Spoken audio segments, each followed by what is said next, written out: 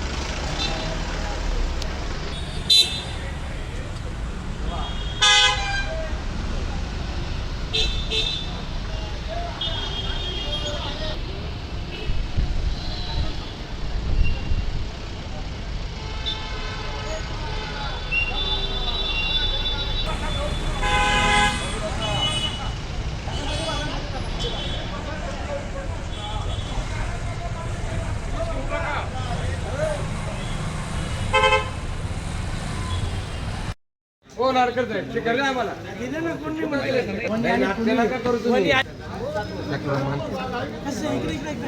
तुम्हाला आकली आहे काही खुशाल इसा व्हायच्या मोबाईल ला फोटो घ्यायचा ना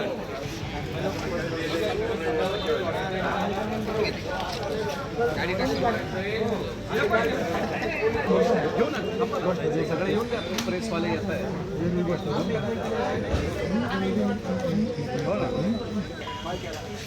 नमस्कार, मी किरण नाईक आणि तुम्ही बघत आहात लोकमत लाईव्ह। चला इकडे पुढे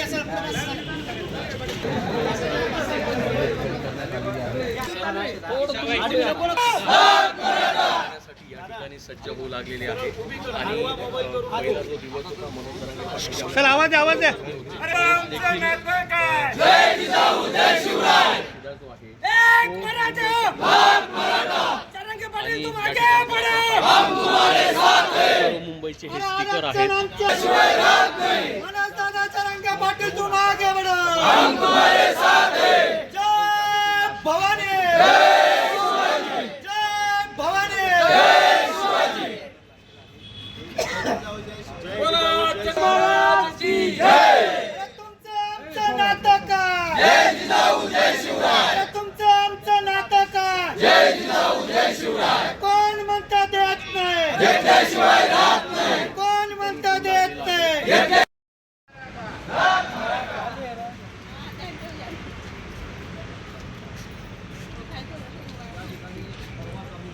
पाठिंब्यासाठी गेलो, परंतु आम्ही मुंबईत गेलो असताना कबुतरांना दाना मिळाला नसल्यामुळं त्यांनी तलवारी उपसण्याची भाषा केली।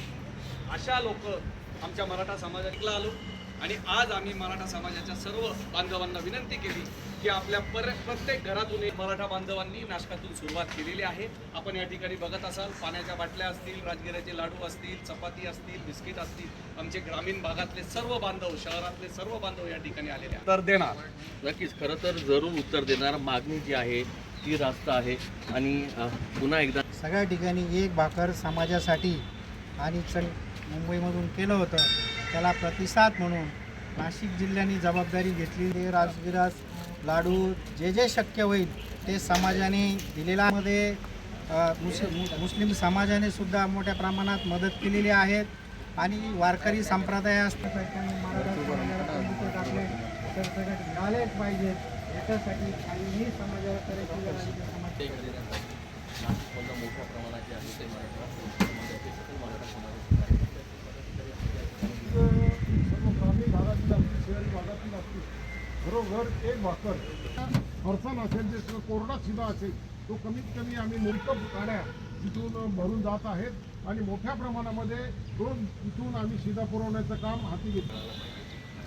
लक्ष्मण हाके सांगतात की कोणत्याही प्रकारचं आरक्षण जे आहे ते मराठा समाजाला सगळ्या मुंबईंना उल्लेख करून मला तर असं वाटतं राज्य सरकारने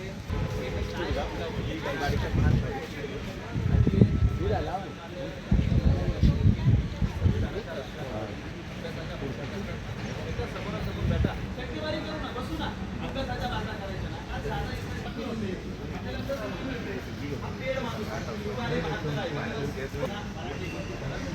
असे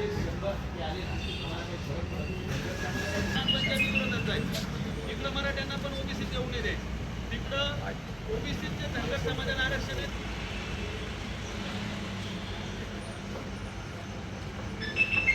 बांधव आहे ओबीसी मराठा सगळे एक आहे त्याच्यामुळे आम्ही त्यांच्याशी भांडत नाही. आणि मला सांगा ना 4 रोगे म्हणजे ओबीसी समाज झाला अहो या ओबीसीच्या भानगडीत शिवाजी महाराजांबरोबर 12 बरोबर 18 पगड जातीच्या लोकांनी त्या ठिकाणी लढा दिलेला आहे. त्याच्यामुळे सगळे क्षत्रिय आहे आणि तुम्ही अभ्यासाच्या बाता करण्यापेक्षा एका स्वतः न देता मराठा समाज त्याच्या टक्केवारीच्या आधारावर मंडल बॅकवर्ड आयोगाने आम्हाला बॅकवर्ड क्लास सरकारने दिला होता. सरकारनेच आमचा अभ्यास केला आहे आणि त्याच्यामुळे आम्ही बॅकवर्ड क्लास आहोत. आज या परिस्थितीमध्ये ताकद राज्यात काय देशात कोणाची नाही. मोकळ्या मनाचे माणसं आहोत. मोकळ्या मनानं मुंबईत आलोय. आरक्षण मागतो 50%